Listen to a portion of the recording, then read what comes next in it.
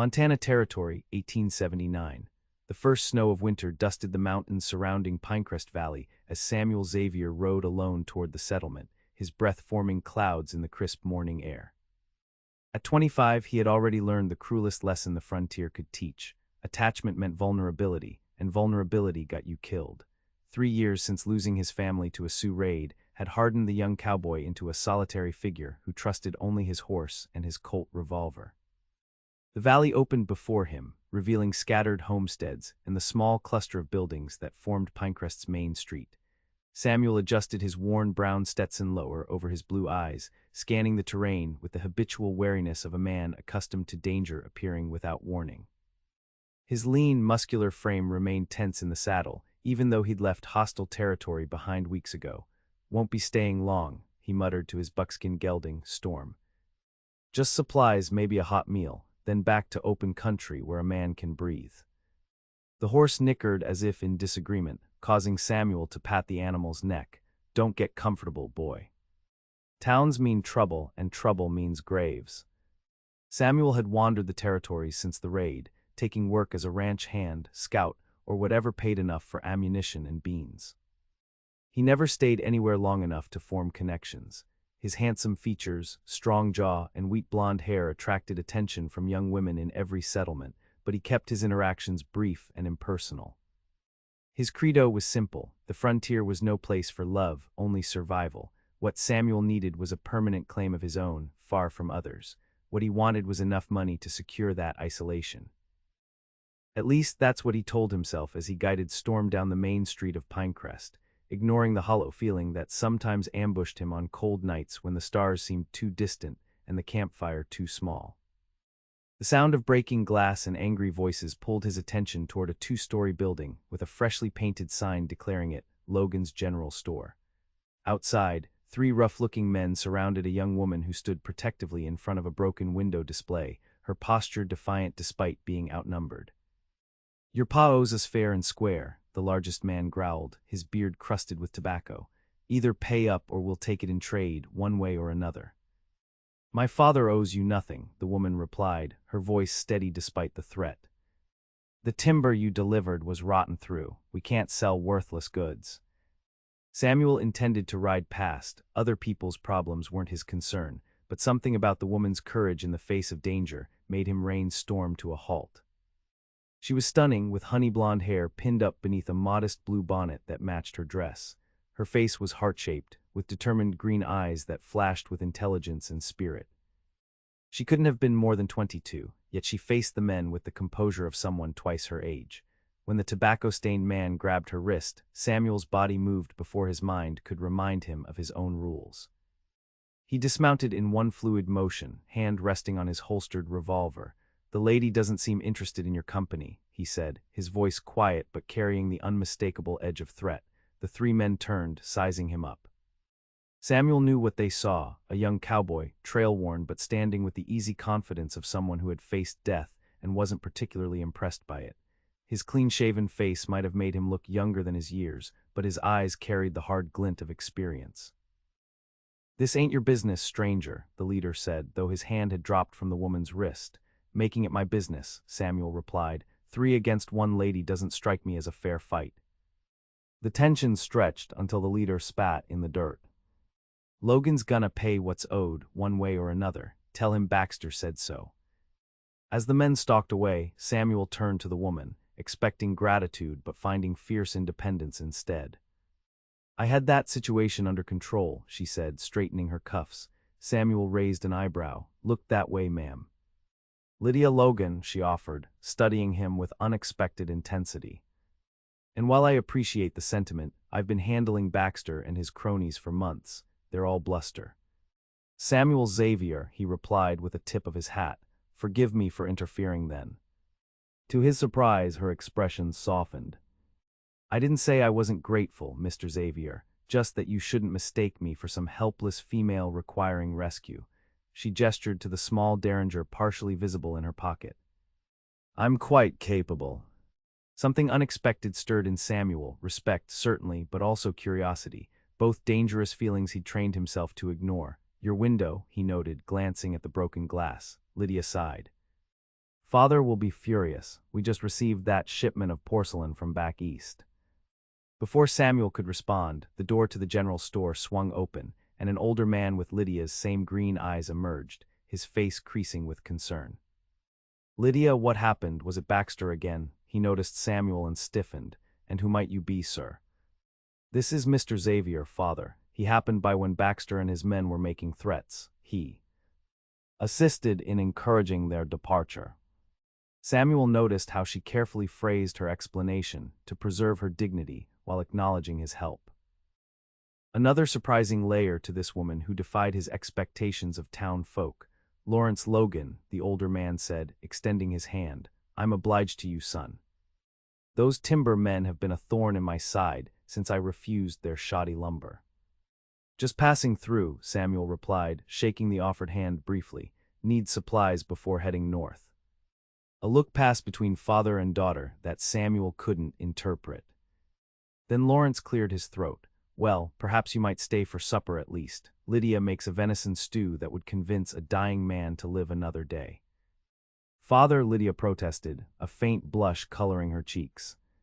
Samuel opened his mouth to decline when Lawrence continued, and I could use a strong back to help move some crates that arrived yesterday. Pay you fair wage for half a day's work. Money was something Samuel couldn't refuse, especially with winter approaching. I can spare half a day, he conceded. Excellent, Lydia will show you where to stable your horse. We have rooms above the store if you need lodging. As Lawrence returned inside to deal with customers, Samuel found himself alone with Lydia again. She studied him with those perceptive green eyes. You don't have to accept father's invitation out of obligation, Mr. Xavier. Samuel, he corrected, and I need the work. Her gaze traveled over his trail-worn clothes and the minimal gear strapped to his saddle. Yes, I suppose you do. There was no judgment in her tone, just frank assessment. This way to the livery. The owner owes father a favor, so it won't cost you anything. As they walked down the street, Storm following obediently, Samuel couldn't help but notice how the townspeople nodded respectfully to Lydia. She clearly held some standing in Pinecrest. Your father owns the general store, Samuel observed. Seems prosperous. We manage, she replied. Father started it after mother died, said we needed a new beginning. She glanced sideways at him. And you, Samuel Xavier, what are you beginning or ending in your travels? The question was too personal, too close to wounds he kept sealed. Just looking for good grazing land, he answered flatly. Lydia's expression suggested she recognized the evasion but wouldn't press. Well, Pinecrest Valley has some of the best grass in the territory. Several ranches have done well here. At the livery, Samuel tended to Storm personally, refusing the stable boy's help. As he removed his saddlebags, he caught Lydia watching him with that same curious intensity. You've been on the trail a long time, she observed. Samuel straightened. How would you know that? The way you check your surroundings constantly. The care you take with your horse before yourself, the look in your eyes. She paused, like you're always preparing to leave quickly. Her perception unsettled him. Samuel had spent years ensuring people saw only what he wanted them to see, a capable, detached drifter who needed nothing and no one. Being observant keeps you alive out here, he replied. Yes, she agreed quietly, it does. That evening, Samuel found himself seated at the Logans' dining table in their comfortable rooms above the store. The stew was indeed remarkable, rich with herbs that reminded him of meals from before everything changed. Lydia Logan proved to be a passionate conversationalist, sharing stories about Pinecrest's growth and the challenges of frontier commerce. Lydia spoke less but observed more. Samuel repeatedly found her watching him when she thought his attention was elsewhere, her expression thoughtful rather than flirtatious. It was a novel experience for a man accustomed to either outright advances from saloon girls or the demure avoidance of proper young ladies. What brings you to Montana Territory, Mr. Xavier? Lawrence asked as he refilled Samuel's coffee cup. Land, Samuel answered simply. Looking for the right piece to claim. Cattle ranching. Samuel nodded, worked enough cattle drives to learn the business. Figure it's time to run my own herd. Ambitious for a young man alone, Lawrence commented. The word alone hung in the air between them. Samuel took a deliberate sip of coffee before responding. Prefer it that way. No one to worry about but myself. Lydia set down her fork. That sounds terribly lonely. Lonely is safer than the alternative, Samuel replied before he could stop himself. Something flickered in Lydia's eyes, recognition, perhaps. You've lost people, she said softly, not a question. Samuel stiffened, regretting his momentary openness. Who has an out here? Lawrence cleared his throat, sensing the tension. Lydia lost her mother to fever when she was 15. I lost my wife and my direction for a long while. That's why we came west, to start fresh. I'm sorry for your loss, Samuel offered mechanically, the words worn smooth from repetition. 7 years ago now, Lydia said, but it shapes you, doesn't it? Loss. Samuel met her gaze and saw not pity but understanding. It was both comforting and alarming to be seen so clearly. I should turn in, he said, standing abruptly. Thank you for the meal. Lawrence looked disappointed but nodded.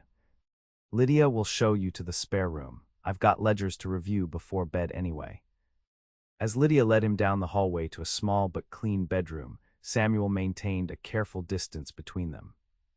You don't have to keep your walls up quite so high here, Mr. Xavier, she said as she handed him a folded blanket. Pinecrest isn't perfect, but it's generally safe. Nowhere's truly safe, he responded automatically. Lydia tilted her head slightly. Perhaps, but there's a difference between caution and isolation. She paused at the doorway. Breakfast is at sunup. Father will have your work ready after. After she left, Samuel stood at the window overlooking the main street. Pinecrest seemed peaceful enough, a few men stumbling from the saloon, a deputy making his rounds, lamplight glowing in scattered windows. But Samuel knew appearances deceived. The most idyllic homestead could become a killing ground in moments. He touched the small leather pouch he wore around his neck, containing the only remnants of his previous life, a charred button from his mother's dress, his father's pocket watch that had stopped at the exact moment of the attack, and a tiny carved horse his sister had made him for his birthday. Just passing through, he reminded himself, just passing through. The next morning, Samuel woke before dawn from the same nightmare that had plagued him for 3 years, smoke, screams, and his own failure to save those who had trusted him. He dressed quickly and slipped downstairs to check on Storm before the Logans awoke. To his surprise, Lydia was already in the store, expertly arranging a display of canned goods. You're up early, she commented without looking up. Could say the same about you. She smiled slightly. General stores don't run themselves. Besides, I've always preferred mornings. She finally turned to face him. Nightmares. The direct questions startled him. What? Your eyes have shadows beneath them. Most men I know with those shadows are running from something in their sleep. Samuel felt exposed, as if she could read every painful memory etched into his mind. You're forward with your observations, Miss Logan. Lydia, she corrected, and yes, I am. Life's too uncertain out here to waste time with excessive formality. She handed him a steaming cup of coffee. Father won't be up for another hour. He was working on the books until midnight. Samuel accepted the coffee, their fingers brushing momentarily. The brief contact sent an unexpected warmth through him that had nothing to do with the hot beverage. Thank you, he said, retreating to safer ground, for the coffee and dinner last night. Lydia studied him over the rim of her own cup. You're welcome, though I suspect gratitude doesn't come easily to you. Meaning what? Meaning gratitude implies indebtedness. And you strike me as someone who avoids owing anyone anything. Samuel frowned. This woman's insights were uncomfortably accurate. You make a lot of assumptions about someone you just met. People are my specialty, Mr. Xavier. In this store, I've learned to read folks quickly, who can be trusted with credit, who's hiding something, who needs help but won't ask. She set her cup down. You fall into that last category, I think. I don't need help, he said firmly. Need and want are different creatures, she replied, but I won't press you further. Come, I'll show you those crates Father mentioned. The work proved more substantial than Samuel had anticipated. Lawrence Logan had received a large shipment of goods for winter, everything from tools to fabric to preserved foods. Samuel spent the morning moving heavy crates, taking inventory, and reorganizing the storeroom, while Lydia managed the increasing flow of customers. He couldn't help but notice how she transformed with each person who entered, warm and maternal with elderly customers, firm but kind with children, respectfully businesslike with the local ranchers. She remembered everyone's names, their families, their preferences. It was a skill Samuel had deliberately never developed, knowing that such connections would only make leaving harder. By midday, Samuel's shirt clung to his back with sweat. As he emerged from the storeroom with the final crate, he found the store momentarily empty except for Lydia, who was recording figures in a ledger. "That's the last of them," he said, setting down the heavy box of cast-iron cookware. Lydia looked up, her eyes widening slightly as she took in his appearance. Hair damp with exertion, sleeves rolled up to reveal suntanned forearms, the clean lines of muscle evident beneath his work-dampened shirt. "You've been very efficient," she said, her voice slightly higher than usual. She cleared her throat. "Father will be pleased." Samuel wiped his brow with his bandana. "Got other work in town. Could use more before moving on." Something like disappointment flashed across Lydia's face. "Already planning your departure, you've barely arrived. Don't stay anywhere long." Lydia set down her pencil. "Mr. Wheeler at the sawmill is always looking for strong backs, and the Harrigan Ranch outside town needs hands for their fall roundup." Samuel nodded. "Appreciate the information. You're welcome to continue your meals with us while you're in Pinecrest," she added. "Father enjoys the company. He gets tired of just listening to me prattle on."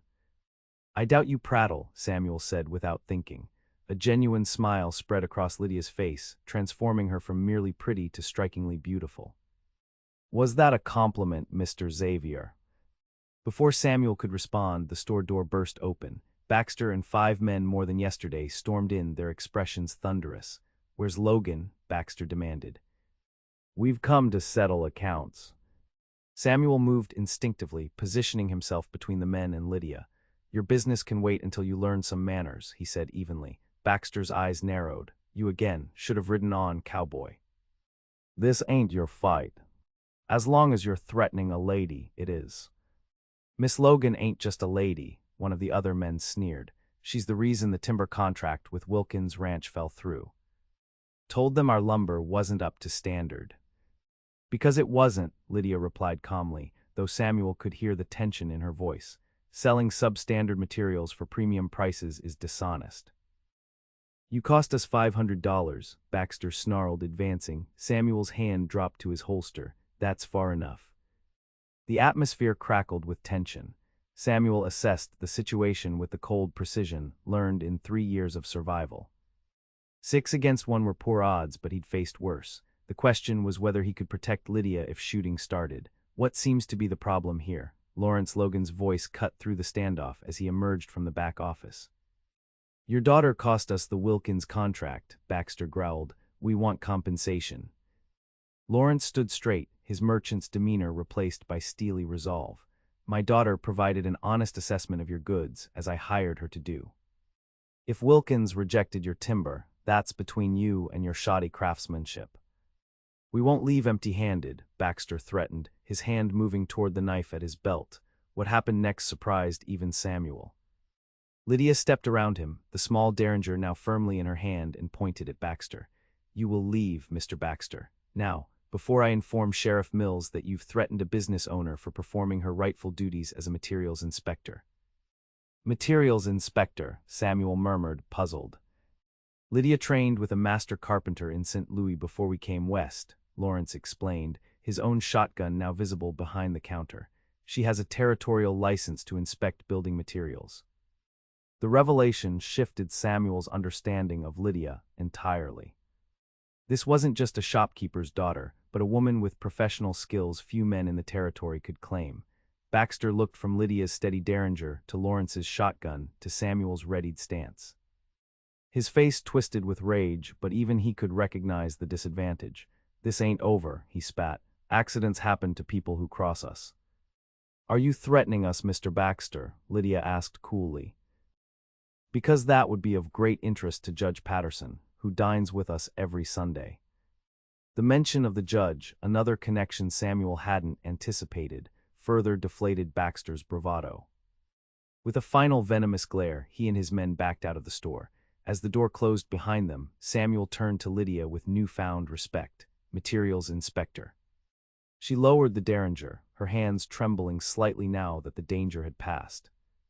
"I apprenticed for 3 years. It's useful knowledge out here where quality lumber means the difference between a house that stands through winter and one that collapses under the first heavy snow. You're full of surprises, Miss Logan. A faint blush colored her cheeks. Most people see what they expect to see, a shopkeeper's daughter, nothing more. I'm starting to realize appearances can be deceiving, Samuel admitted. Lawrence clapped him on the shoulder. You stood by us against those ruffians. That makes you a friend in my book. He reached into his pocket and pulled out several bills. Your wages, as promised, with a bonus for the extra trouble. Samuel hesitated before accepting the money. Might stick around Pinecrest a few days, see about that sawmill work. Lawrence beamed. Wonderful, you're welcome at our table anytime. As the older man returned to his office, Lydia approached Samuel. Thank you, she said quietly, for being ready to defend us, even though I had matters in hand. You certainly did, Samuel agreed, a reluctant smile tugging at his lips. Remind me never to cross you, Miss Logan. Lydia, she insisted. After facing down timber thugs together, I think we can dispense with formalities. For the first time in 3 years, Samuel felt something crack in the wall he'd built around himself. This young woman with her intelligence, courage, and surprising skills intrigued him in ways that felt both dangerous and exhilarating. Lydia, he echoed, testing the name. She smiled, and Samuel realized with alarm that Pinecrest had just become significantly more complicated than a simple resupply stop. Over the next week, Samuel found reasons to remain in Pinecrest. The sawmill work proved steady, and his evenings at the Logan's table became a routine he reluctantly admitted he enjoyed. Lawrence treated him like the son he'd never had, sharing frontier wisdom and business insights that Samuel found unexpectedly valuable. But it was Lydia who gradually chipped away at his defenses. Their conversations ranged from practical matters of cattle breeding to passionate debates about territorial politics. She matched him intellect for intellect, never deferring to his opinions simply because he was a man. One evening, as they sat on the store's back porch watching the sunset paint the mountains gold and crimson, Lydia asked the question Samuel had been dreading. What happened to make you believe attachment is a death sentence, Samuel? He stiffened, nearly spilling his coffee. What makes you think that's what I believe? The way you hold yourself apart. How you speak of the future, always alone, always moving. The pain that shadows your eyes when you watch families in town. She turned to face him fully. Someone hurt you. Or was taken from you. The direct assessment struck too close to the raw wound he carried. Samuel set his cup down with deliberate care. 3 years ago I had a family, he began, his voice rough. A homestead in Dakota Territory. My parents, my sister Emma, she was 16. We were making a go of it, despite warnings about being too far from the fort. Lydia remained silent, her eyes encouraging him to continue. I was hunting when they came. Sioux war party, his hands clenched. I heard the shots from miles away, rode as hard as I could, but he swallowed hard. Too late, always too late. Oh, Samuel, Lydia whispered, her hand covering his. Found them all. They'd fought hard. Pa got 3 before they got him. Ma and Emma, he couldn't finish. Should have been there, should have protected them. You couldn't have known, Lydia said gently. Doesn't matter, I was responsible for them. They trusted me to keep them safe. The bitterness in his voice was tangible. That's why I ride alone now. No one depending on me means no one dies when I fail. Lydia's grip on his hand tightened. That's not living, Samuel. That's just existing. Living gets people killed, he replied harshly. So does breathing, she countered. So does staying in one place too long. So does moving too often. There are no guarantees in this life. Surely you know that better than most. Her logic irritated him precisely because he couldn't refute it. What would you have me do? Pretend it never happened? Settle down and wait for history to repeat itself. No, she said, her voice softening. I would have you honor their memory by actually living the life they lost, by finding joy again. By allowing yourself to care, even knowing it might hurt. Samuel pulled his hand away. You don't understand. Don't I? Lydia's eyes flashed. When my mother died, I watched my father retreat into himself just as you have. For 2 years he barely spoke, barely ate. It was like living with a ghost. Her voice grew passionate. I had to fight to bring him back to the world of the living, to convince him that mother would have hated seeing him waste away in grief. This is different. Is it? She challenged. You're punishing yourself for something you couldn't control, denying yourself connection because you're afraid of losing it again. She stood, her silhouette outlined against the sunset. That's not protection, Samuel. That's fear masquerading as wisdom. Her words struck with the precision of arrows, finding every vulnerable spot in his armor. Samuel rose, suddenly needing distance from this woman who saw too much. I should check on Storm, he said stiffly. Lydia didn't try to stop him, but her parting words followed him down the steps. Running from pain only ensures you'll never outpace it, Samuel. Trust me on that if nothing else. That night sleep eluded Samuel. Lydia's assessment had shaken loose thoughts he'd ruthlessly suppressed for years. Was he truly honoring his family by isolating himself, or was he, as she suggested, simply hiding from the possibility of further pain? The question haunted him through his shift at the sawmill the next day. By evening, Samuel had decided it was time to move on. Pinecrest, and especially Lydia Logan, was becoming too dangerous to his carefully constructed emotional fortress. He packed his few belongings and headed to the livery to collect Storm, intending to leave without goodbyes. As he approached the stable, however, raised voices caught his attention. Final warning, Logan. Either you and your daughter back off, or you won't live to regret it. Samuel recognized Baxter's threatening growl. Peering around the corner, he saw Lawrence Logan backed against the livery wall, surrounded by Baxter and 3 of his men. We don't respond to threats, Baxter, Lawrence replied, though his voice wavered slightly. The territorial inspector will be here next week. Your operation will be shut down when he sees your lumber. There won't be an inspection, one of the other men snarled. Accidents happen on the frontier all the time. Fires, falls, disappearances. Lawrence paled but stood his ground. My daughter has already sent the reports to Helena. Killing us changes nothing. Maybe not, Baxter conceded with a cruel smile. But it'll sure make me feel better.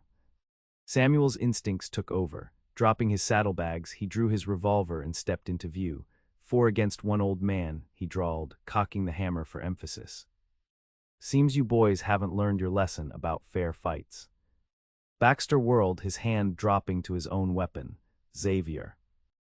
Should have known you'd be sniffing around. Logan's got you wrapped around his finger, or maybe it's his daughter's finger. Step away from Mr. Logan, Samuel ordered, his voice deadly calm. The standoff stretched taut as a bowstring. Samuel knew his odds weren't good if all 4 drew, but he also knew men like Baxter, bullies who preferred intimidation to actual fighting. Think carefully, Samuel continued. I may not get all of you, but I'll make sure you're first, Baxter. The threat hit its mark. Baxter's resolve visibly wavered. This ain't over, he muttered, backing away. Not by a long shot. As the timbermen retreated, Samuel quickly moved to Lawrence's side. The older man looked shaken but unharmed. Thank you, Lawrence said, his voice unsteady. I believe they meant to do more than threaten this time. What's this about an inspector? Samuel asked, holstering his weapon but remaining alert.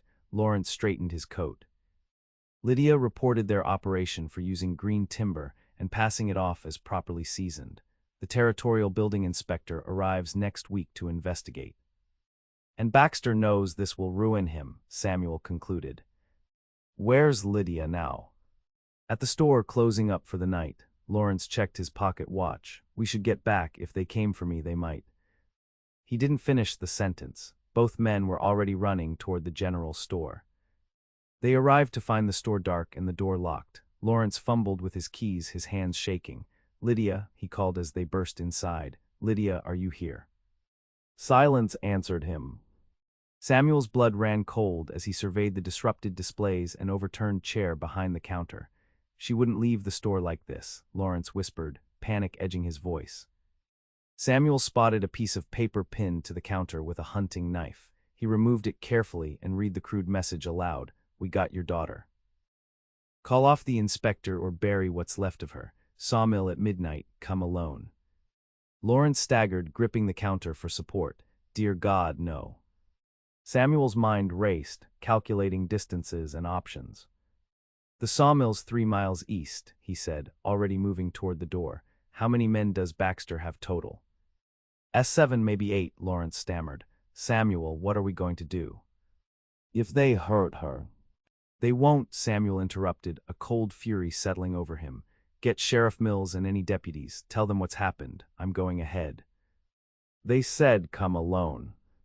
They meant you, not me. Samuel checked his revolver and the rifle he'd retrieved from his saddle. I know that sawmill, worked there all week. I can approach without being seen. Lawrence grabbed his arm. Why would you risk yourself for us? You barely know us. The question struck Samuel like a physical blow. Why indeed? A week ago he would have offered condolences and ridden away from others' troubles, but now, because Lydia was right, he answered simply, I've been existing, not living, and because she matters. The admission surprised even him. Now get the sheriff, I'll bring her back. The night was moonless, fortunate for stealth but challenging for navigation. Samuel approached the sawmill from the ridge above, having left Storm tethered a safe distance away. The facility sprawled below him, the main mill building, lumber stacks, and the small office where he'd collected his pay just hours earlier. A single lantern glowed in the office window. Through his field glass, Samuel could make out shapes moving inside. One was unmistakably Lydia, seated and apparently tied to a chair. Baxter paced before her, gesticulating angrily while two men stood guard. The scene ignited something primal in Samuel, a protective rage he hadn't felt since finding his family's homestead in ashes. But this time he channeled the emotion into cold, tactical thinking rather than blind vengeance. 3 men in the office, likely more patrolling outside. He needed to even the odds before attempting a rescue. Samuel circled the perimeter, his movements silent from years of hunting. He located 2 more of Baxter's men near the main mill entrance, sharing a bottle and complaining about the cold. Another stood alone by the water wheel, smoking a cigarette. One by one, Samuel neutralized the outside guards, a rifle butt to the back of the head for the solitary smoker, a swift approach and dual takedown for the drinking pair. He used their own bandanas to gag them and their belts to bind their wrists and ankles. 3 down, at least 3 more inside with Lydia. Approaching the office window, Samuel could now hear Baxter's angry tirade. Stubborn bitch. A signed letter calling off the inspector. That's all we need. Even if I wrote it, the inspector would still come, Lydia's voice replied, steady despite her situation. The investigation is official now. Then maybe we'll have to make an example of you, Baxter snarled. Show what happens to people who interfere in private business. Samuel had heard enough. He positioned himself beside the door, drew his revolver, and kicked it open in one explosive movement. The element of surprise gave him a crucial advantage. Before Baxter or his men could react, Samuel had dropped one guard with a shot to the leg and trained his weapon on Baxter, who stood nearest to Lydia. Let her go, Samuel ordered, his voice deadly calm. Now. Baxter recovered quickly, pulling a knife and pressing it to Lydia's throat. Drop the gun, Xavier, or she bleeds out right here. Lydia's eyes met Samuel's across the room. Despite the blade at her neck, she showed no fear, only a fierce determination that spoke directly to his soul. You're done, Baxter, Samuel said. Your men outside are down, the sheriff's on his way. This only ends one way for you now. Then I've got nothing to lose, do I? Baxter pressed the knife harder, drawing a thin line of blood along Lydia's neck. Samuel's finger tensed on the trigger, but he couldn't risk a shot with Lydia in danger. The remaining guard had recovered enough to draw his own weapon, creating a lethal standoff. Wait, Lydia's voice cut through the tension. Mr. Baxter, killing me solves nothing. The inspector has my reports already. But if you leave now, you might reach Canada before they organize a proper search. Samuel recognized her strategy, offering Baxter an escape route that would remove the immediate threat to her life. Baxter hesitated, the knife wavering slightly. You expect me to trust you? I expect you to be intelligent enough to recognize when you've lost, Lydia replied coolly, despite the blood trickling down her neck. Kill me and you'll hang for certain. Run and you might live. The agonizing seconds stretched as Baxter weighed his options. Samuel held his breath, ready to fire the instant Lydia was clear. Throw down your gun, Baxter finally demanded. I'll take her outside. Once we're clear, I'll release her. No, Samuel replied instantly. She comes to me first. The standoff might have continued indefinitely if fate hadn't intervened. Outside, a horse whinnied, likely the sheriff's posse arriving. The momentary distraction was all Lydia needed. She slammed her head backward into Baxter's chin while simultaneously driving her heel into his instep. The sudden attack broke his grip just enough for her to roll sideways out of the chair, despite her bound hands. Samuel fired in the same instant, catching Baxter in the shoulder and spinning him away from Lydia. The remaining guard fired wildly, missing Samuel but splintering the doorframe beside him. Samuel's return shot found its mark, dropping the man with a wound to his gun arm.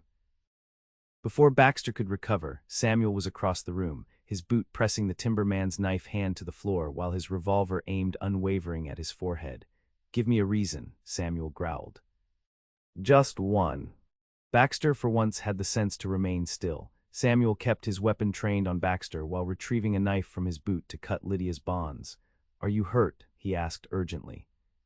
"Just scratches," she assured him, rubbing her wrists. The cut on her neck was superficial, though it had bled enough to stain her collar. "How did you find me so quickly?" "Intercepted them threatening your father," Samuel explained tersely. "He's bringing the sheriff." As if summoned by his words, voices and lantern light appeared outside. Sheriff Mills and 2 deputies burst in, followed by Lawrence Logan. "Lydia," Lawrence cried, rushing to embrace his daughter. While the lawman secured Baxter and his wounded companion, Samuel stepped back, suddenly uncertain of his place in this family tableau. The fierce protective instinct that had driven him to the rescue began to recede, leaving him feeling exposed and vulnerable. This was exactly what he'd avoided for 3 years, caring enough about others that their pain became his own, their danger his responsibility. Yet watching Lydia safe in her father's arms, Samuel couldn't regret his actions. As the sheriff led Baxter away, Lydia broke from her father's embrace and approached Samuel. Without hesitation, she threw her arms around his neck. "You came for me," she whispered against his shoulder. Slowly, Samuel's arms encircled her, drawing her closer. "Always would," he replied, the words emerging before he could consider their implication. The admission hung between them, weighty with possibility. When Lydia pulled back to meet his gaze, Samuel saw in her eyes the same realization that had struck him during his confrontation with Baxter. Some connections were worth the risk of pain. "Thank you," she said simply. Samuel nodded, unable to express the turmoil of emotions her gratitude evoked. Part of him still screamed to saddle Storm and ride away before this attachment grew any deeper. But another part, long dormant, yearned to stay, to discover where this unexpected bond might lead. For now, he settled for helping Lydia and Lawrence back to town, postponing the decision that loomed like the distant mountains on the horizon. 2 weeks later, Samuel still hadn't left Pinecrest. The territorial inspector had arrived as scheduled, confirming the fraudulent practices at Baxter's timber operation. With their ringleader awaiting trial and the operation shut down, the immediate danger had passed. Samuel had taken permanent work at the sawmill under its new management, earning steady wages that he carefully saved. Each evening he joined the Logans for supper, and each night he told himself tomorrow would be the day he moved on. Yet tomorrow came and went, and still he remained. The cut on Lydia's neck had healed to a faint line, barely visible except in certain light, but the experience had left deeper marks on all of them. Lawrence had installed additional locks on the store doors. Samuel found himself checking the street before entering or leaving any building. And Lydia had grown quieter, more thoughtful. She still engaged Samuel in their spirited discussions, still managed the store with efficient grace, but something had shifted between them, an unspoken acknowledgement that their connection had transcended mere friendship during those terrifying hours at the sawmill. On a crisp autumn afternoon, Samuel found her alone in the store's back garden, where the Logans grew herbs and vegetables during the warmer months. Now, most of the beds lay dormant, prepared for winter's sleep. "Your father said I might find you here," Samuel said, removing his hat as he approached. Lydia looked up from the rosemary she was harvesting, her honey-blonde hair caught in the slanting sunlight. "Just gathering the last herbs before frost takes them," she explained, adding sprigs to her basket. Samuel nodded, suddenly uncertain why he'd sought her out. Since the night of her rescue, they'd maintained a careful distance, neither acknowledging nor denying the moment of connection they'd shared. "Samuel," Lydia said after the silence stretched too long, "are you leaving soon?" The directness of her question shouldn't have surprised him. It was quintessentially Lydia, yet it caught him unprepared. "Been thinking about it," he admitted. "Winter's coming, need to decide where to wait it out." "And where are you leaning?" Her tone was carefully neutral, her attention focused on the herbs rather than his face. Samuel took a breath. "That depends." "On what?" "On whether there's someone worth staying for." Lydia's hands stilled. Slowly, she set down her shears and stood to face him. Is there? The moment stretched between them, filled with unspoken possibilities. Samuel had rehearsed this conversation dozens of times in his mind, yet now found himself wordless before her direct gaze. 3 years ago, he finally began, I made a vow never to care about anyone again. Never to be responsible for another person's safety, never to risk losing what I couldn't bear to lose. Lydia's expression softened, and now I realized that vow was made out of fear, not wisdom. Samuel took a step closer. When Baxter had that knife at your throat, I knew I'd already broken it. I knew I'd rather die trying to save you than live knowing I'd ridden away. Samuel, Lydia started, her voice trembling slightly. Let me finish, he interrupted gently. Being alone doesn't make the pain go away. It just adds emptiness to it. You helped me see that. He took her hands in his. I can't promise I won't be afraid again. Can't promise the nightmares will stop, but I can promise that if you'll have me, I'll never choose running over staying. Tears glistened in Lydia's eyes, catching the afternoon light. I've been waiting for you to say that, she whispered. And dreading it at the same time. Dreading, Samuel's heart constricted, because loving someone is terrifying, she explained, her fingers tightening around his. When my mother died, I swore I'd never be that vulnerable again. I built my life around practical things, the store, my inspection work, caring for father. Then you arrived, and suddenly practicality wasn't enough. The confession that she had been fighting the same battle as he stunned Samuel. He'd been so caught in his own struggle that he hadn't recognized hers. So where does that leave us? He asked, two frightened people trying not to care too much. Lydia's smile was both sad and hopeful. Or two brave people choosing to care despite knowing the cost. The simplicity of her answer struck Samuel with the force of revelation. They stood at the same crossroads, equally vulnerable, equally afraid, and equally unwilling to turn back.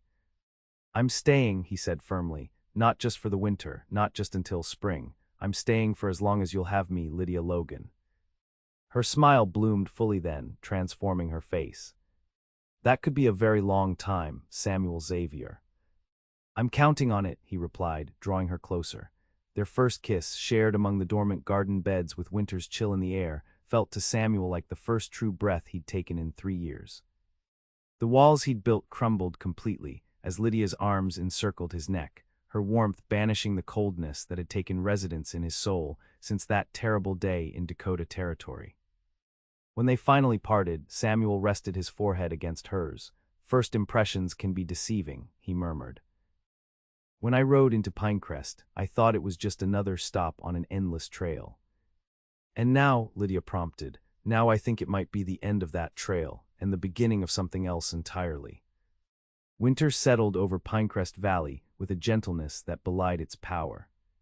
Snow blanketed the mountains, transforming the landscape into a pristine wilderness, broken only by the smoke from chimneys and the occasional deer track. Samuel leased a small cabin at the edge of town, close enough to visit the Logans daily, but respectable enough to quiet any gossip about his intentions toward Lydia. Though their courtship was conducted largely in public view, church socials, sleigh rides, evenings at the Logans' table, the depth of their connection remained a private treasure. Lawrence observed their growing attachment with paternal approval. Never seen my Lydia so happy, he confided to Samuel one evening as they watched her teaching local children Christmas carols for the upcoming pageant, not since before her mother passed. She makes me happy too, Samuel admitted. Didn't think that was possible again. The older man clasped his shoulder. Life's full of second chances, son. The trick is recognizing them when they come along. As Christmas approached, Samuel faced a new challenge, finding a gift worthy of Lydia. His savings had grown steadily, but nothing in the general store's inventory seemed adequate to express what she meant to him. Inspiration struck during a conversation with Harrigan, the rancher who'd begun mentoring Samuel in the cattle business.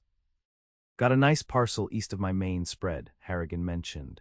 Good water rights, sheltered valley. Been meaning to develop it, but my boys are more interested in mining these days. You looking to sell? Samuel asked, suddenly alert. Might be to the right buyer. Harrigan studied him thoughtfully. Someone planning to put down roots, someone looking to build something lasting. The implication was clear. Samuel spent the next day writing the boundaries of the offered parcel, envisioning possibilities: a sturdy ranch house overlooking the valley, cattle grazing the protected pastures, children running across the meadow.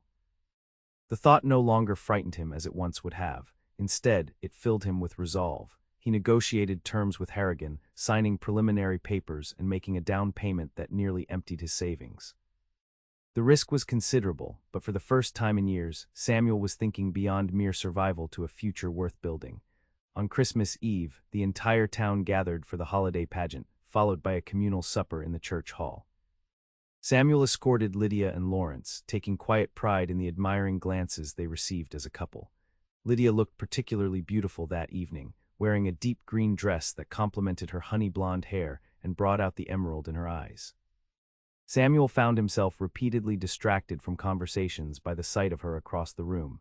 As the evening progressed, Lydia pulled him aside, her expression mischievous. "I have your Christmas gift, but I'd rather give it to you privately. Can you come by later?" Samuel nodded, equally eager to share his own surprise. "After I see to storm." When the festivities concluded, Samuel returned to his cabin only long enough to retrieve the deed papers he'd tied with a red ribbon. His heart pounded with anticipation as he approached the Logan's door, uncertain how Lydia would receive his unconventional gift. Lawrence admitted him with a knowing smile. "She's in the sitting room.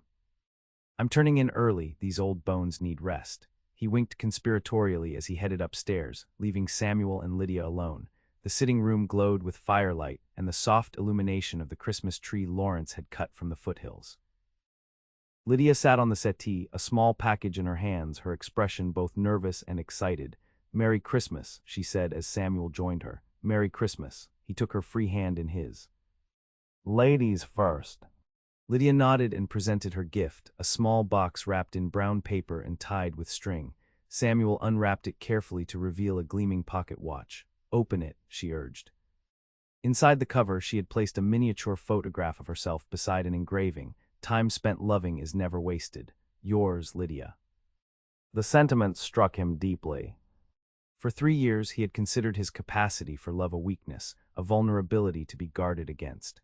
Lydia had transformed that belief, showing him that love was not a liability but a strength. "It's perfect," he said, his voice rough with emotion. "Thank you." "I noticed you never replaced your father's watch," she explained softly. "I thought perhaps it was time for a new one." Not to replace the memory, but to mark a new beginning. Her understanding of his unspoken feelings only confirmed what Samuel already knew. This woman saw him more clearly than anyone ever had. "My turn," he said, producing the ribbon-tied papers from his coat. "It's not as beautiful as your gift, I'm afraid." Lydia's brow furrowed in confusion as she untied the ribbon and read the first page. Her eyes widened, darting from the document to Samuel's face and back again. "Samuel, this is a land deed for 160 acres. He nodded, suddenly uncertain. "East of the Harrigan spread, good water, sheltered valley. Room for a house and outbuildings. Decent start for a small cattle operation. But this is in your name," she noted, still reading. "You've purchased land here, you're staying permanently." "That depends," Samuel said, taking the papers gently from her hands and setting them aside. He took both her hands in his and, to her evident surprise, knelt before her. "Lydia Logan, when I rode into Pinecrest, I was a shadow of a man, existing, not living. You saw through the walls I'd built and challenged me to be more than my fears." He squeezed her hands. "I love you. I want to build a life with you, a home, a family, a future. Will you marry me?" Tears spilled onto Lydia's cheeks as she nodded, too overcome for words at first. Then she threw her arms around his neck, nearly toppling them both. "Yes," she whispered against his ear. "Yes, I will marry you, Samuel Xavier."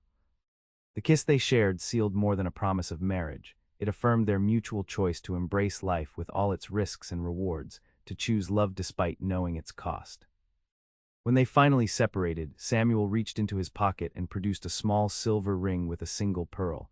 "It's not fancy," he apologized, "when I can afford better." "It's beautiful," Lydia interrupted firmly. "And I would wear a string around my finger if it came from you."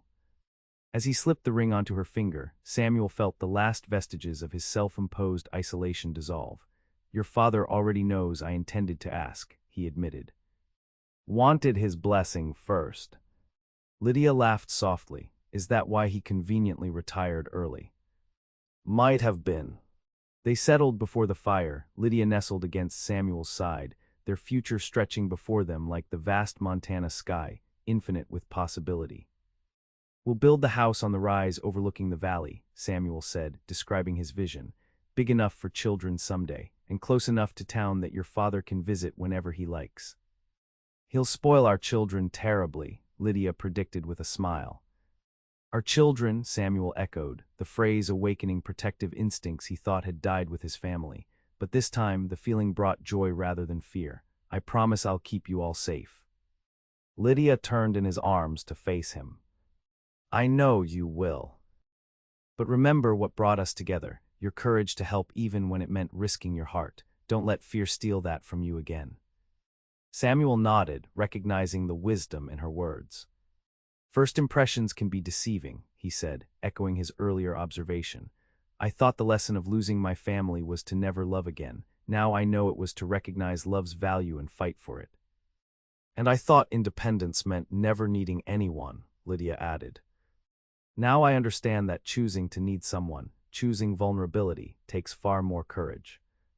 Outside, snow began to fall, adding fresh powder to Pinecrest's white blanket. Inside, warmed by fire and newfound purpose, Samuel and Lydia planned their future, a ranch built from wilderness, a home founded on shared strength, a love forged in the crucible of the American frontier. By the following Christmas, the Xavier ranch house stood completed on its rise overlooking the valley.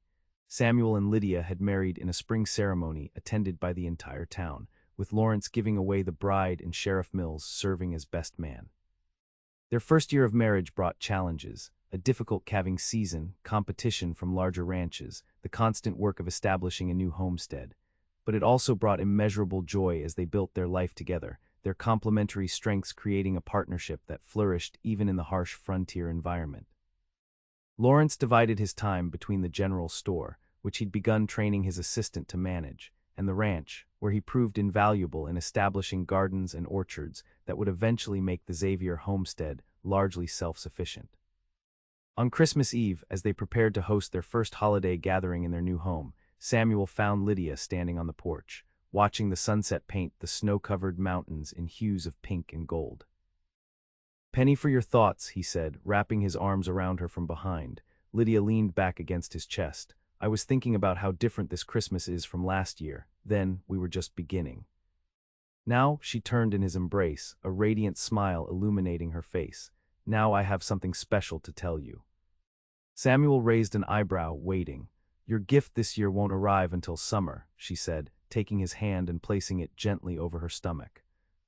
But I think it will be worth the wait. For a moment Samuel couldn't speak, overwhelmed by emotions he'd never thought to feel again, joy, anticipation, and yes, a touch of fear. But this time, fear didn't drive his choices. This time, love did. A baby, he finally managed, his voice thick. We're going to have a baby. Lydia nodded, tears of happiness shining in her eyes. Are you pleased? In answer, Samuel lifted her into his arms and spun her around, his laughter echoing across the valley that had become their home. When he set her down, he cupped her face in his hands with infinite tenderness. You've given me back everything I thought I'd lost, he said. A home, a family, a reason to face each dawn with hope instead of dread. He kissed her gently. I love you, Lydia Xavier, more than I have words to express. As they stood together in the fading light, Samuel reflected on the journey that had brought him to this moment. The lone cowboy who had ridden into Pinecrest believing himself destined for solitude had found instead what every soul seeks in the wilderness of life, a place to belong, a love to cherish, and a future bright with promise. First impressions, indeed, could be deceiving, and for that, Samuel Xavier would be eternally grateful.